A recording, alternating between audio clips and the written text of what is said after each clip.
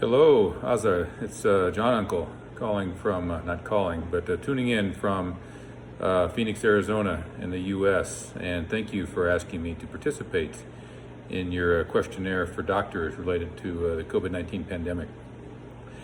As I stated, live in Phoenix, Arizona. It's a city of between 4 and 5 million people in the state of Arizona. I've been a physician here for just over 20 years. I currently don't practice very much clinical medicine. Rather, I am second in charge of running a large health system. So we have a health system that is five, soon to be 6 hospitals, and we care for about 15 to 20% of the patients here in the city of Phoenix within our health system. So that's somewhere our service area serves about 2 million patients. They don't all come to us. So on average, we take care of about 1 million people a year out of the total between 4 and 5 million in Phoenix. The number of cases to date in the entire city of Phoenix is approaching 20,000. About 550 people have died. The case count is rapidly escalating. In fact, it's escalating quicker now than it has been up until the current time. We're on a steep part of the escalation curve, and currently we're seeing anywhere between 700 and 1,000 new cases a day in our city. So it's really taking off. It's beginning to fill up our hospitals and beginning to fill up our ICUs.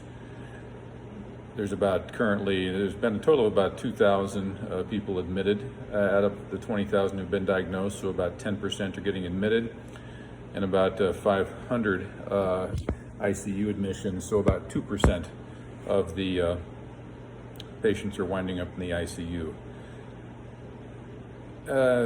Because of all this, as one might imagine, trying to organize and manage this across the large health system, it's working a lot of hours. In the last 3 to 4 months, been working on average 14 or 15 hours a day. A little bit less on the weekends, but by and large, it's been a 24/7 proposition. Putting in long hours when I'm not doing this. A little bit of time with the family, and otherwise trying to read a good book or sleep a little bit. In terms of experience, there's been a lot of experience that have been uplifting during this. One early on was that we had a very young patient, a 43-year-old patient who got admitted to one of our hospitals, been transferred from another hospital where he was rapidly declining. We ultimately wound up putting him on ECMO, which is a highly specialized form of cardiopulmonary bypass. And 52 days later, he walked out of our hospital alive and well. He was actually one of the first cases that presented here in Arizona. He contracted it actually in Bosnia and flew back to the U.S. and got very ill. And being able to be there as he walked out of the hospital and got to rejoin his family was incredibly uplifting, and gave a sense for the hope we could provide to patients and their families as they're battling this illness.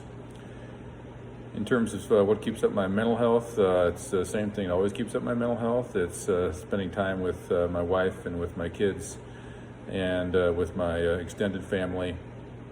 And we try to obviously keep a lot of perspective about and have a lot of gratitude about the many gifts that we've been given, which even in the light of something as monumental as the COVID-19 pandemic, our glass is still much more than half full.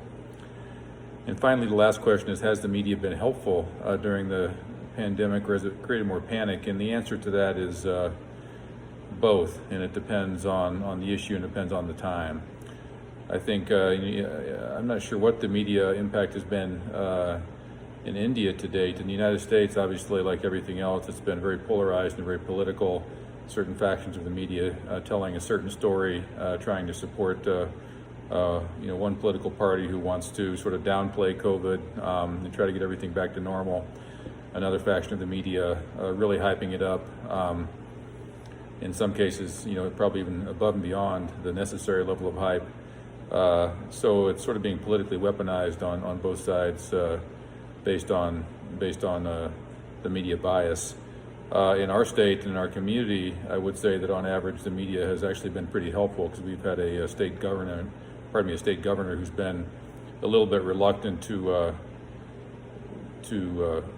grasp and promote the magnitude of this, and to really aggressively fight to implement some public health measures. We had an initial period of lockdown, but that was lifted in early to mid-May, at which point much of the populace went back to business as usual, and that's in part why we're escalating in cases so quickly now, is because people took their eye off appropriate infection prevention. And so the media has really helped, I think, get the people of the state refocused on what we can do to help prevent the spread. So my recent experience with the media is positive, although it's certainly been all over the map.